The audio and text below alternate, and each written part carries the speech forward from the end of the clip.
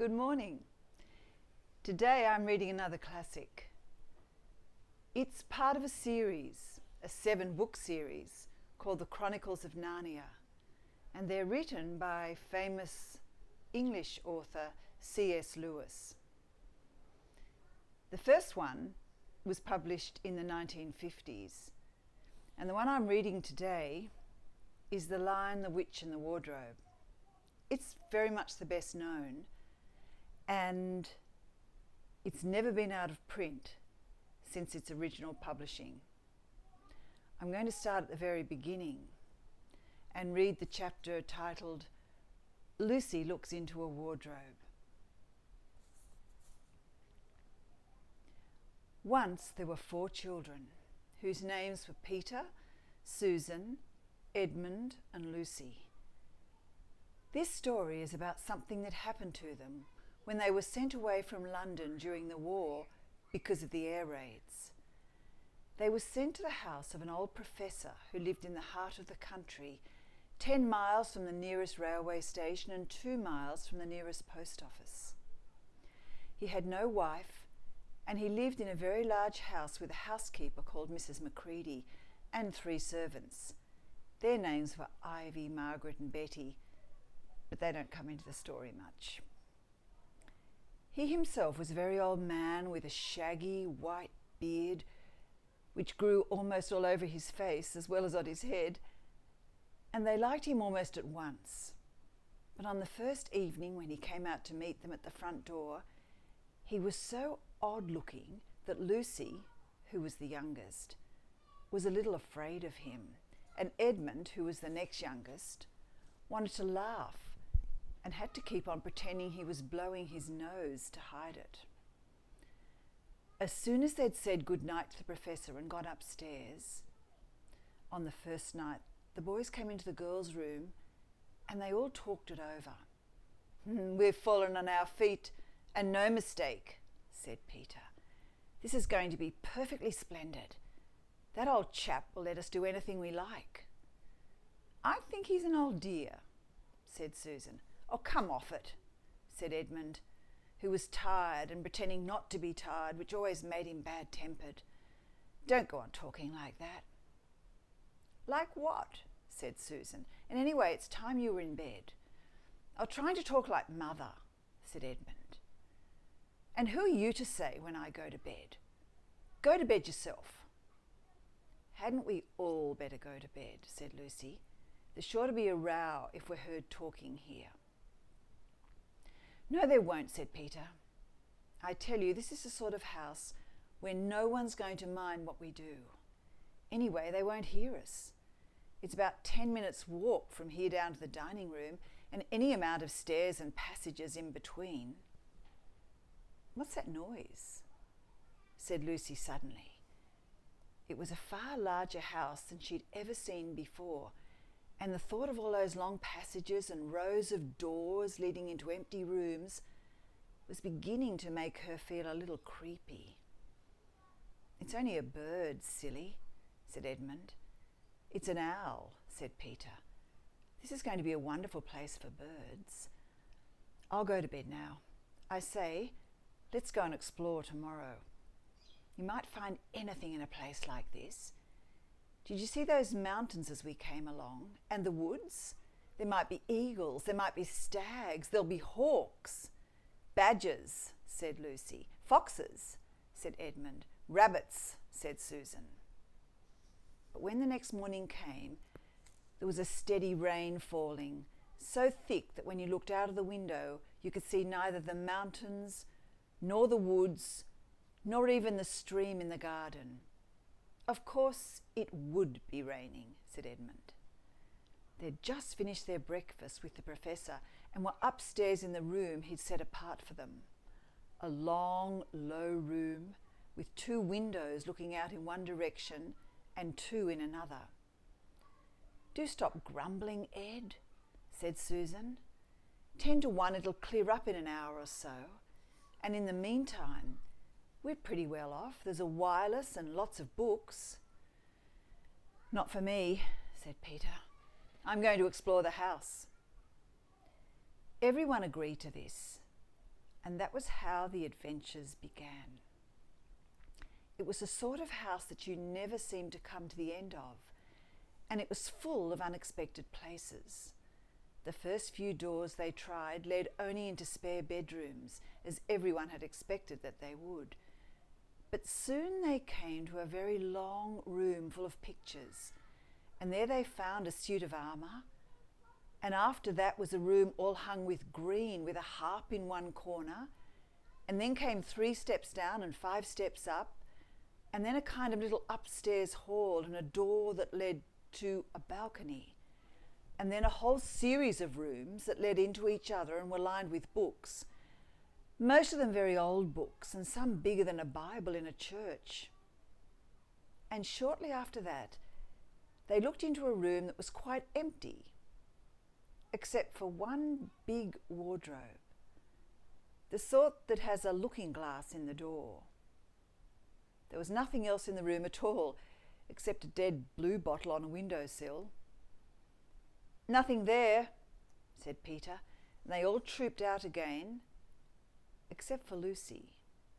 She stayed behind because she thought it would be worthwhile trying the door of the wardrobe, even though she felt almost sure it would be locked. To her surprise, it opened quite easily, and 2 mothballs dropped out. Looking into the inside, she saw several coats hanging up, mostly long fur coats. There was nothing Lucy liked so much as the smell and feel of fur. She immediately stepped into the wardrobe and got in amongst the coats and rubbed her face against them, leaving the door open, of course, because she knew that it's very foolish to shut oneself into any wardrobe. Soon she went further in and found that there was a second row of coats hanging up behind the first one. It was almost quite dark in there, and she kept her arms stretched out in front of her so as to not bump her face into the back of the wardrobe. She took a step further in, then 2 or 3 steps, always expecting to feel woodwork against the tips of her fingers. But she could not feel it. This must be a simply enormous wardrobe, thought Lucy, going still further in and pushing the soft folds of the coats aside to make room for her. Then she noticed that there was something crunching under her feet. "I wonder if that's more mothballs," she thought, stooping down to feel it with her hand. But instead of feeling the hard, smooth wood of the floor of the wardrobe, she felt something soft and powdery and extremely cold. "This is very queer," she said, and went on a step or 2 further. Next moment, she found that what was rubbing against her face and hands was no longer soft fur, but something hard and rough and even prickly. "Why, it's just like branches of a tree," exclaimed Lucy. And then she saw that there was a light ahead of her, not a few inches away where the back of the wardrobe ought to have been, but a long way off. Something cold and soft was falling on her. A moment later, she found that she was standing in the middle of a wood at night time, with snow under her feet and snowflakes falling through the air. Lucy felt a little frightened, but she felt very inquisitive and excited as well.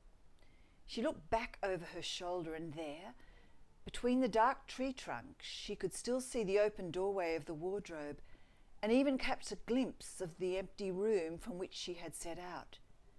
She had, of course, left the door open, for she knew it's very silly to shut oneself in a wardrobe.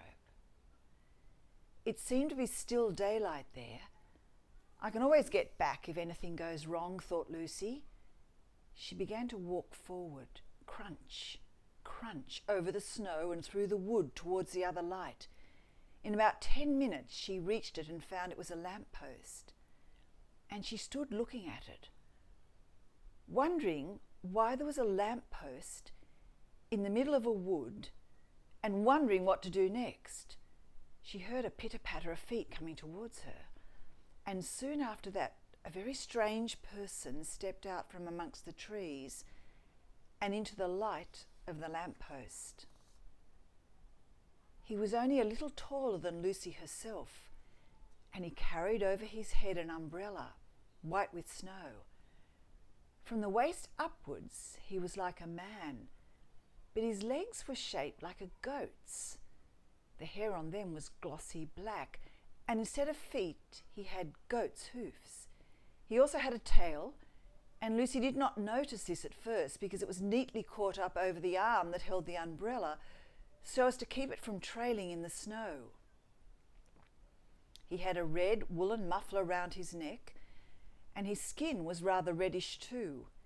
He had a strange but pleasant little face, and a short pointed beard and curly hair, and out of the hair there stuck 2 horns, one on each side of his forehead.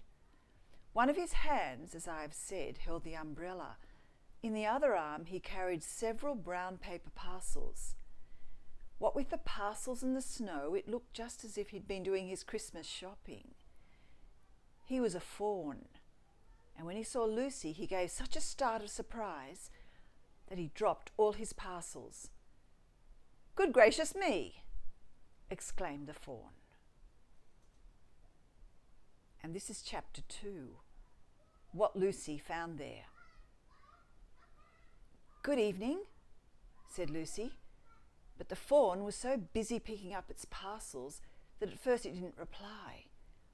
When it had finished, it made her a little bow. "Good evening," said the fawn. "Excuse me, I don't want to be inquisitive, but should I be right in thinking that you are a daughter of Eve?" "My name's Lucy," she said, not quite understanding him. "But you are, forgive me, you are what they call a girl?" said the fawn. Oh, yes, I'm a girl," said Lucy. "You are in fact human?" "Of course I'm human," said Lucy, still a little puzzled. To be sure, said the fawn. "How stupid of me. But I've never seen a son of Adam or a daughter of Eve before. I am delighted." "That is to say," and he stopped, as if it had been going to say something it had not intended, but had remembered in time. Delighted, he went on. "Allow me to introduce myself. My name is Tumnus." "I'm very pleased to meet you, Mr. Tumnus," said Lucy. "And may I ask, O Lucy, daughter of Eve," said Mr. Tumnus, "how you've come into Narnia?" "Narnia? What's that?" said Lucy. "This is the land of Narnia," said the fawn, "where we are now.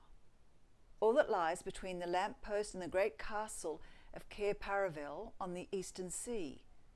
And you've come from the wild woods of the west?"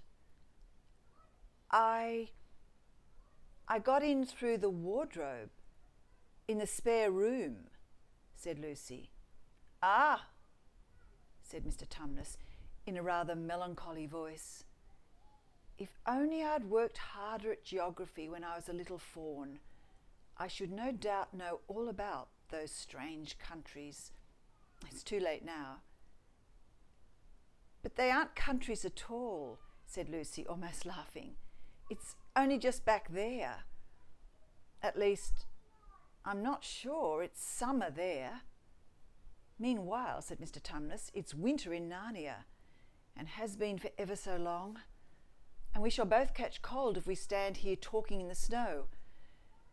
Daughter of Eve, from the far land of spare where eternal summer reigns around the bright city of Wardrobe, how would it be if you came and had tea with me?" "Thank you very much, Mr. Tumnus," said Lucy, "but I was wondering whether I ought to be getting back." "It's only just around the corner," said the fawn, "and there'll be a roaring fire and toast and sardines and cake." "Well, it's very kind of you," said Lucy, "but I shan't be able to stay long. If you take my arm, daughter of Eve, said Mr. Tumnus. "I shall be able to hold the umbrella over both of us. That's the way. Now, off we go." And so Lucy found herself walking through the wood, arm in arm with this strange creature as if they'd known one another all their lives. They hadn't gone far before they came to a place where the ground became rough and there were rocks all about and little hills up and down. At the bottom of one small valley, Mr. Tumnus turned suddenly aside as if he were going to walk straight into an unusually large rock.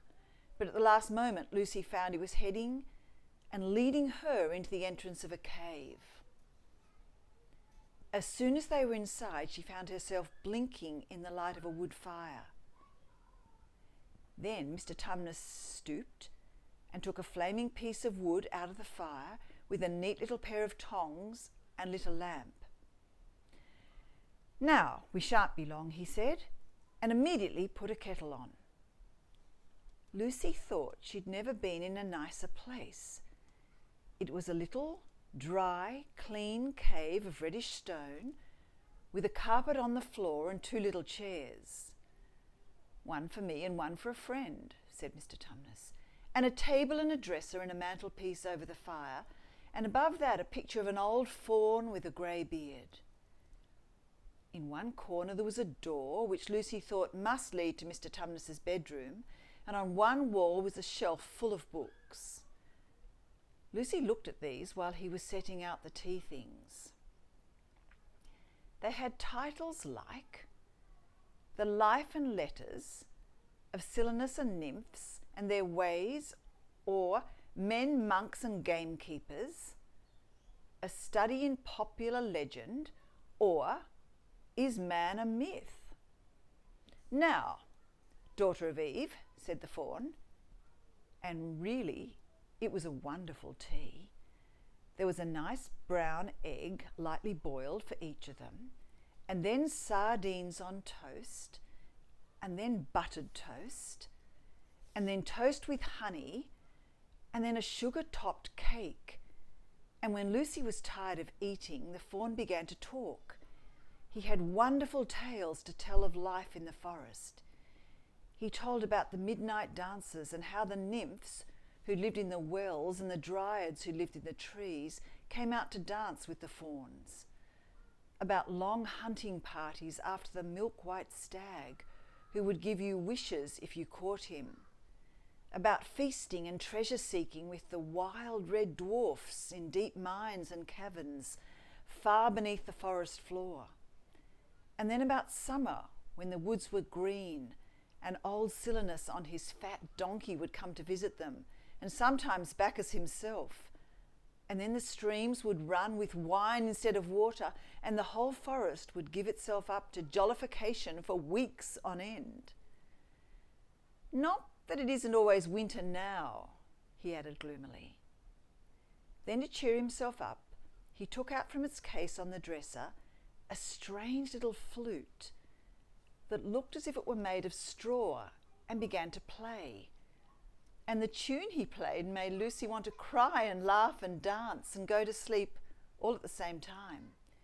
It must have been hours later when she shook herself and said, "Oh, Mr. Tumnus, I'm so sorry to stop you, and I do love that tune, but really I must go home. I only meant to stay for a few minutes." "It's no good now, you know," said the faun, laying down its flute and shaking its head at her very sorrowfully. "No good?" said Lucy, jumping up and feeling rather frightened.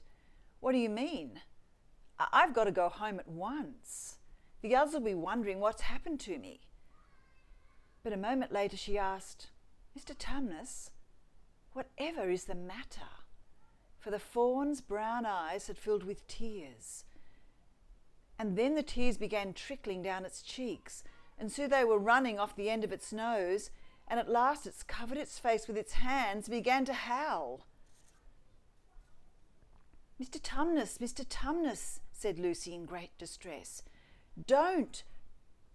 What is the matter? Aren't you well? Dear Mr. Tumnus, do tell me what is wrong."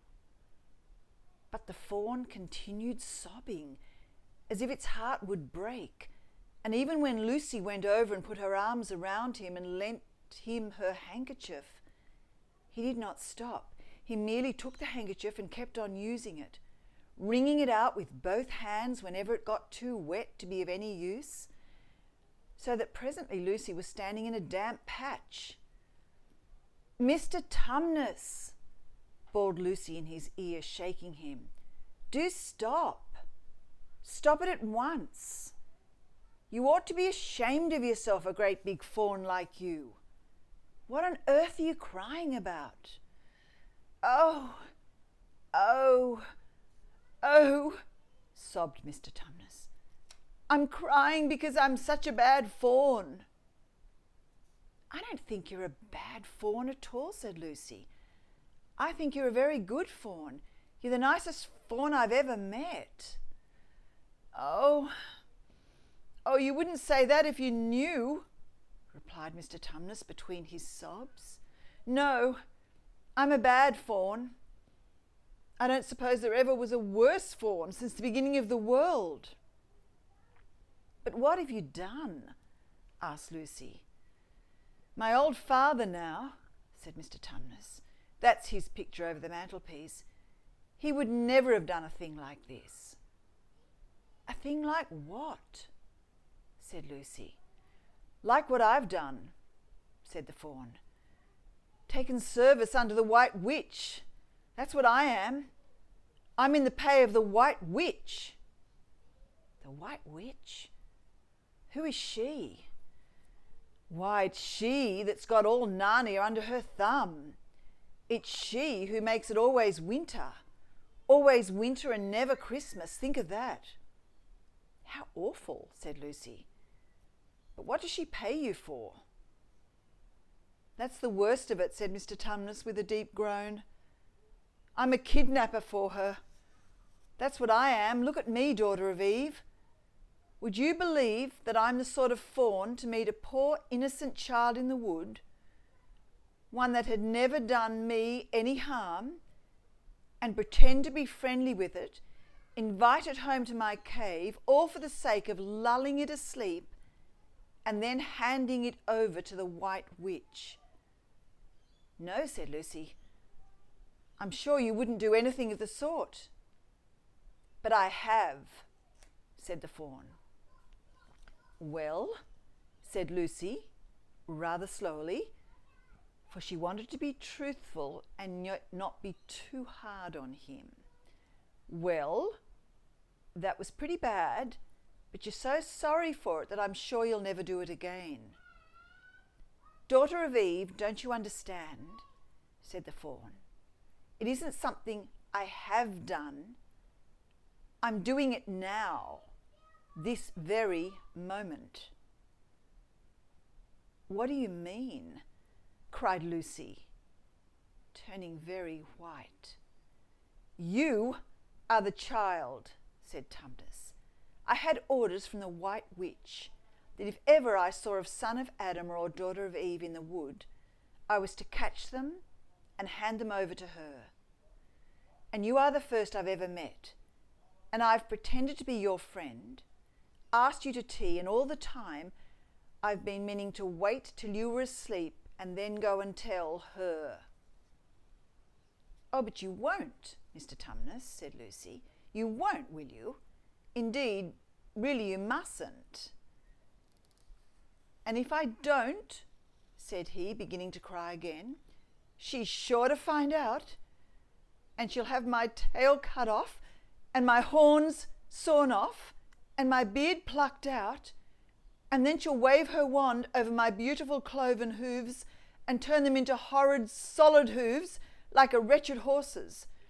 And if she is extra and specially angry, she'll turn me into stone, and I'll only be a statue of her fawn in her horrible house until the 4 thrones at Cair Paravel are filled, and goodness knows when that will happen, or whether it will ever happen at all." "I'm very sorry, Mr. Tumnus," said Lucy, "but please let me go home."